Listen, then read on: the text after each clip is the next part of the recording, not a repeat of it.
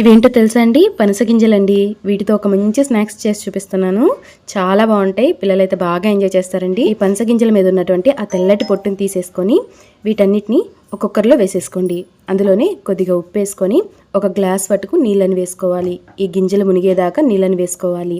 ఇలా వేసుకొని కుక్కర్ మూత పెట్టి మంటని మీడియం ఫ్లేమ్‌లో పెట్టుకుంటూ 4 విజిల్స్ వచ్చేదాకా కుక్ చేసేసుకోండి. 4 విజిల్స్ వచ్చిన తర్వాత చూడండి పనస గింజలు అనేవి చక్కగా ఉడికిపోతాయి కదా!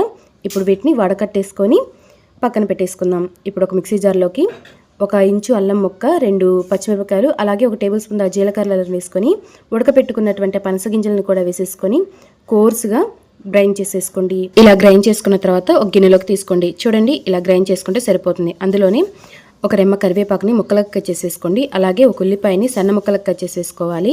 అలాగే 2 టేబుల్ స్పూన్ దాకా బియ్యం పిండిని కూడా వేసేసుకొని అందులోనే సాల్ట్ కూడా వేసుకొని బాగా మిక్స్ చేసేసుకోవాలి. ఇలా మిక్స్ చేసుకున్న తర్వాత చేతిని తడి చేసుకొని ఇలా చిన్న చిన్న ఉండలుగా చేసేసుకొని వీడియోలో చూపిస్తున్నట్టుగా గారెల్లాగా చేసేసుకోవాలి. ఇలా చేసుకొని బాగా కాలుతున్నటువంటి నూనెలోకి ఒక్కొక్కటిగా వేసుకొని మంటని మీడియం ఫ్లేమ్లో పెట్టుకుంటూ గోల్డెన్ కలర్ వచ్చేదాకా ఫ్రై చేసేసుకోవాలి.